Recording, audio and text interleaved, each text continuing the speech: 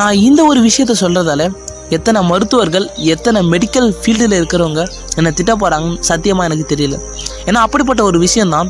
நான் இதை ஈஸியாக உங்களுக்கு சொல்லி புரிய வைக்கணும்னா, நீங்கள் எவ்வளோ தான் இன்சுலினை யூஸ் பண்ணிக்கிட்டே இருந்தாலும் உங்களுக்கு சர்க்கரை வியாதி உங்களை விட்டு போகவே போகாது. அது உங்ககிட்ட நிரந்தரமாகவே இருக்கும்.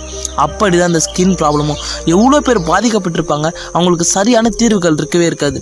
மேலே காட்டுற மாதிரி நீங்கள் படர் தாமரையில் கண்டிப்பாக நீங்கள் பாதிக்கப்பட்டிருந்தீங்கன்னா நான் சொல்கிறது உங்களுக்கு ரொம்பவே யூஸ்ஃபுல்லாக இருக்கும். அது என்னன்னு தெரிஞ்சுக்கிறதுக்கு முன்னாடி இன்னும் நீங்கள் நம்ம சேனலை சப்ஸ்கிரைப் பண்ணனா ஃபஸ்ட்டு சப்ஸ்கிரைப் பண்ணி வச்சுங்க. வாங்க வீடியோக்குள்ளே போகும்.